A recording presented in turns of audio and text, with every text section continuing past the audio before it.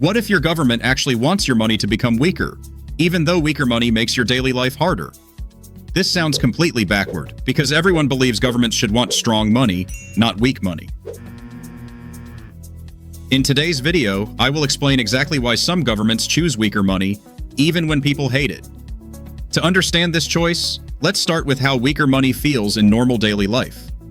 Bobo uses the same amount of money as always, expecting the same amount of bread he bought yesterday. But the bread he receives is clearly smaller, even though nothing else around him seems to have changed. Bobo checks his money again, confused because the bills look exactly the same as before. Nearby, Lulu buys bread too, spends less money, yet walks away with a bigger loaf. At this moment, Bobo realizes the problem might not be the bread, but the strength of the money itself. And this uncomfortable feeling is exactly where our story begins, because this weakness is sometimes a government decision. That thought stays in Bobo's head. If this is a decision, then his money did not weaken by accident. Before blaming anyone, Bobo realizes he must first understand what is really happening to his money. Bobo asks himself a very simple question. With the same amount of money as before, what can he buy today? The easiest way to answer that question is to repeat the exact same action as before. Bobo uses the same amount of money, at the same shop, buying the same type of bread. Once again, the bread he receives is smaller than what he used to get before. Now Bobo knows this is not luck, because the same action keeps giving the same result. He checks the bread carefully, wondering if the bread itself has changed in any way. The bread looks normal, fresh, and exactly the same as it always has. Then Bobo checks his money, counting slowly to make sure the amount is correct. The money is real, the amount is right, yet it feels weaker when used to buy real things. And that's when Lulu explains to him that the problem isn't the bread, but that his money now buys less. When he uses the same amount of money but can buy fewer goods than before, his money has lost value. And because nothing changes suddenly, it's hard to notice at first.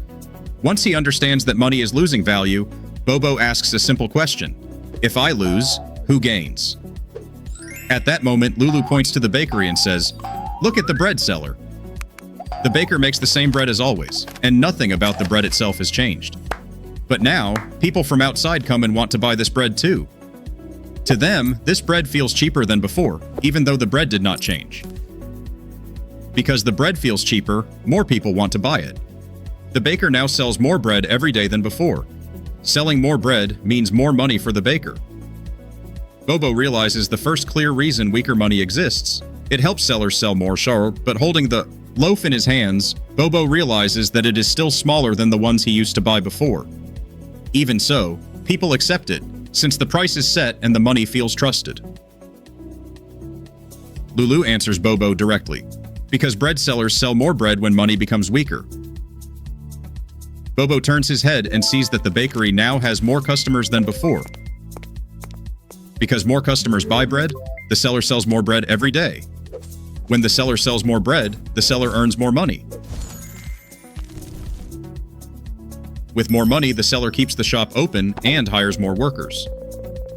Those workers now earn money and use that money to buy food and daily necessities. Lulu explains the key idea. Leaders accept smaller bread for many people to keep more people working. This choice helps sellers and workers, but it makes daily life harder for buyers like Bobo. Bobo finally understands the trade-off. Some people gain, and people like him lose a little each day. After understanding the trade-off, Bobo asked another question. Does money always become weaker on purpose? Lulu answers carefully. No, sometimes money becomes weaker without anyone planning it. And this happens when people lose trust and no longer want to hold it. When many people stop wanting the money slowly becomes weaker by itself. In this case, no one is pulling strings. The change comes from people's actions. Bobo nods and understands. Money can become weaker naturally. Then Lulu explains the second case. Sometimes the people in charge step in and change how the money works. They push the money weaker on purpose, because they want certain results. For example, they want sellers to sell more and workers to stay employed. In this case, money becomes weaker because of a clear decision, not by accident. Bobo now sees two clear paths.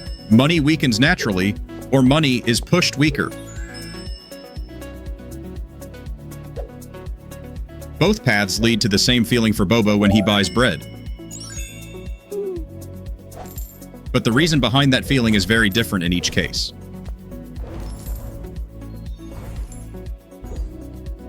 After clearly understanding both cases, Bobo doesn't stop thinking. He starts asking deeper questions. When money weakens naturally, without anyone planning it, who benefits and who ends up losing? Lulu answers calmly. Different countries answer this question very differently. When a country weakens money to protect jobs, it feels fair to them.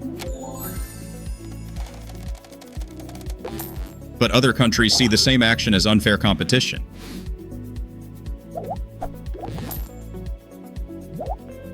They feel their sellers cannot compete against cheaper bread.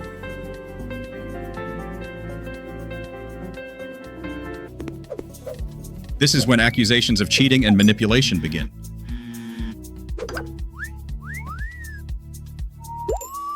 Bobo notices the argument is no longer about bread, but about money rules. Lulu explains, unlike games, money does not have one clear global rulebook. Because rules are unclear, countries argue about fairness instead of facts. Bobo asks if this kind of argument has happened before. Lulu answers, yes, and sometimes even powerful countries do it first. For example, powerful countries have weakened their own money to protect exports.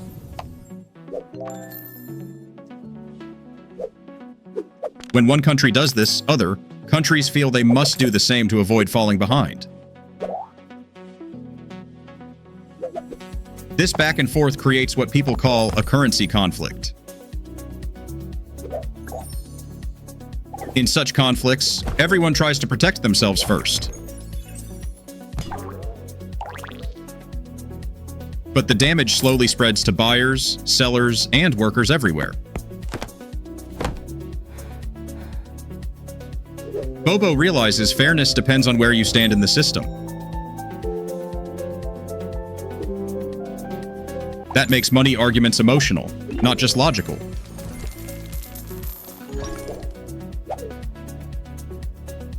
Bobo now understands why people disagree so deeply about weak money. After hearing all the arguments, Bobo starts thinking about what this really means for his own daily life. He realizes he cannot control big money decisions made by distant governments. But he also sees that he feels those decisions every time he buys something simple like bread. When money slowly becomes weaker, prices usually rise little by little, not all at once. Because the change is slow, most people don't notice it at first. Over time, Bobo notices the same amount of money now buys less bread than before. From that, he understands that holding money without noticing small changes can quietly make him lose over time. Bobo also realizes that understanding money is not about predicting the future. It is about noticing how money affects everyday choices and habits. Lulu gently reminds Bobo that fear often comes from not understanding what is happening. When people understand money better, they stay calmer during big debates.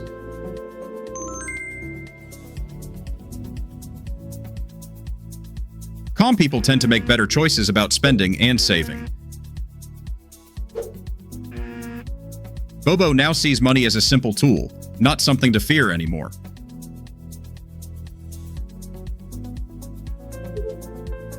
He realizes that every big money story starts from small daily moments. With this understanding, Bobo feels ready to face tomorrow with more calm and confidence.